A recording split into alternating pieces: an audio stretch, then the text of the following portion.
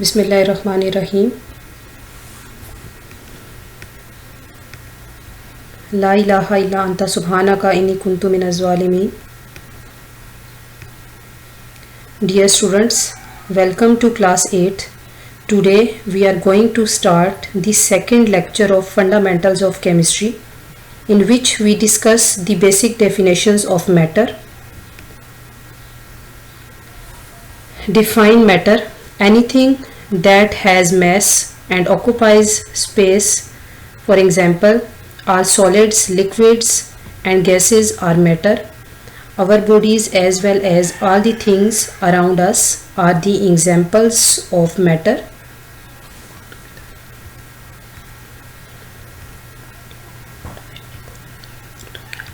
Substance: a matter that is present in pure form is termed as substance. Another definition of substance: a homogeneous matter that has a definite and fixed composition and always have the same properties. All the elements and compounds are substance. For example, oxygen, for example, water. अब substance हमारे पास क्या है? कोई भी matter जब आपके पास pure form में present होता है तो हम उसको बोलते हैं कि वो क्या है, वो सब्सटेंस है. For example oxygen, for example water. Next, element.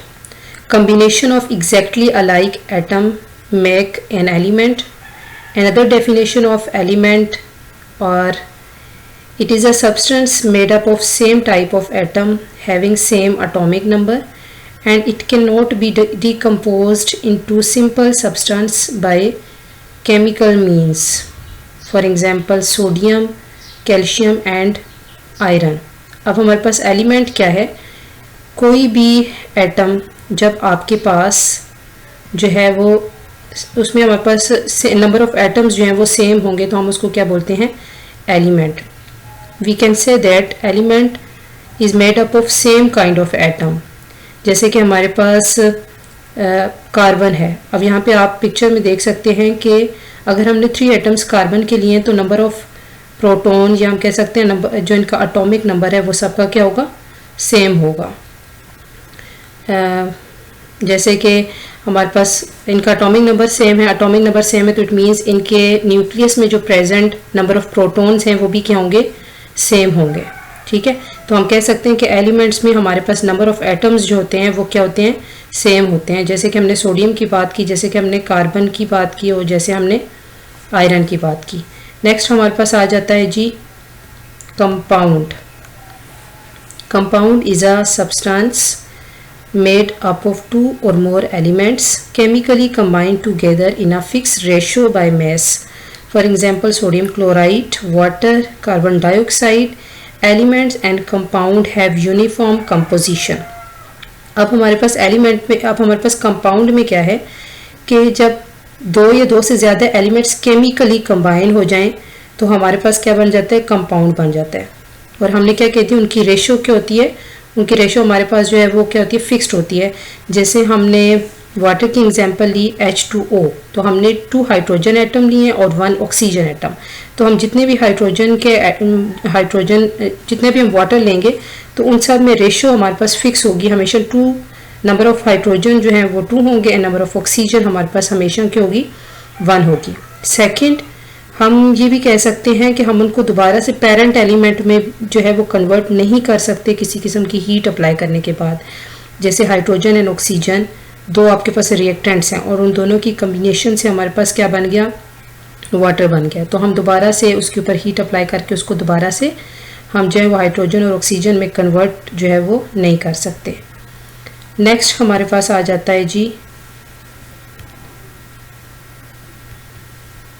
mixture. When 2 or more elements or compounds mix up physically without any fixed ratio, they form mixture. Another definition of mixture: a matter obtained by mixing 2 or more elements or compounds in any ratio. For example, air. Air is a mixture of nitrogen, oxygen, carbon dioxide and noble gases. ठीक है. और इसके अलावा हम यूँ भी कह सकते हैं कि हम फिज़िकल मेथड यूज़ कर रहे होते हैं और किसी किस्म की हमारे पास रेशो फिक्स्ड नहीं होती। जैसे कि हमने कंपाउंड में बात की थी कि हमारे पास रेशो जो होती है वो फिक्स्ड होती है, इस तरह मिक्सचर में हमारे पास रेशो जो है वो फिक्स नहीं होती। उनमें से हम दोनों में से कोई एक चीज़ जो है वो ज़्यादा भी ले सकते हैं, ठीक है। जैसे अगर आपने वाटर के अंदर हमने NaCl को ऐड किया, NaCl क्या है, सोडियम क्लोराइड, ठीक है।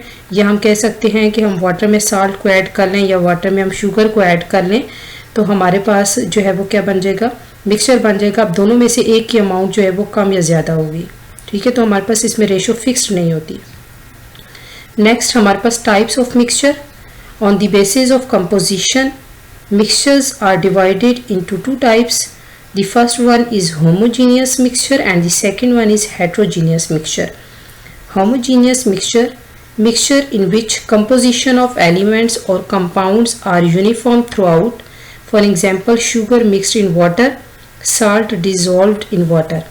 अब हमारे पास homogeneous, अगर आप वर्ड पे फोकस करें, homo means same and geneous mean face, यानी कि हमारे पास जो मिक्सचर होगा उसकी जो फेस होगी वो आपके पास सेम होगी। या हमारे पास हमारे जो एलिमेंट्स हैं, ये जो कंपाउंड्स हैं, उनकी कंपोजिशन जो है वो हमारे पास यूनिफॉर्म होगी, उनकी कंपोजिशन हमारे पास क्या होगी, सेम होगी। जैसे कि हमने अभी बात की कि वाटर में जब हम शुगर को डिज़ोल्व करेंगे तो हम डिफ्रेंशिएट नहीं कर सकेंगे कि कहाँ पे हमारे पास शुगर प्रेजेंट है और कहाँ पे हमारे पास वाटर प्रेजेंट है। तो हमारे पास जो फेस होगी वो क्या हो जाएगी, सेम हो जाएगी हमारे मिक्सचर की। Next is heterogeneous mixture. Heterogeneous mixture in which composition of elements and compounds are not uniform throughout. For example, sand and salt. And second example is oil floating on water. अब heterogeneous means different phase की बात हो रही है। यहाँ पे हमारे पास क्या होगा, हमारे पास जो elements हैं, जो compound हैं, उनकी composition हमारे पास क्या होगी, वो different होगी। जैसे कि सैंड एंड सॉल्ट, दोनों को जब आप मिक्स कर देंगे तो आप डिफ्रेंशिएट कर सकते हैं कि कौन सा सैंड और कौन सा सॉल्ट है। इसी तरह अगर हम वाटर में ऑयल को जो है वो हम डिज़ोल्व कर दें तो हमारे पास वाटर क्या होगा, वाटर आपके पास बॉटम पे सेटल डाउन हो जाएगा और ऑयल आपके पास फ्लोट कर जाएगा। तो हम यहाँ पे भी डिफ्रेंशिएट कर सकते हैं। तो ये दोनों हमारे पास एग्जांपल आ जाती हैं जी हेट्रोजीनियस की। नेक्स्ट हमारे पास एक डायग्राम आ गई है, homogeneous and heterogeneous. The first diagram is homogeneous mixture and the second diagram is heterogeneous mixture. तो आप देख सकते हैं कि फर्स्ट वाले में हम जो है हम can not see the different parts, ठीक है। हम कहीं पे भी जो है वो डिफ्रेंशिएट नहीं कर सकते कि कहाँ पे हमारे पास जो है सॉल्वेंट प्रेजेंट है और कहाँ पे आपके पास सोल्यूट प्रेजेंट है। अब सॉल्वेंट क्या है, जो चीज़ आप ज़्यादा अमाउंट में ले रहे हैं जैसे कि वाटर, वो आपके पास सॉल्वेंट है, और जो आप कम अमाउंट में लेते हैं वो क्या सोल्यूट, जैसे कि साल्ट, जैसे कि शुगर, ठीक है।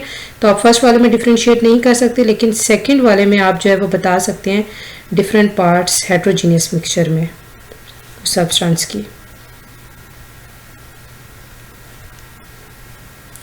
नेक्स्ट हमारे पास एक फ्लो चार्ट आ गया मैटर का।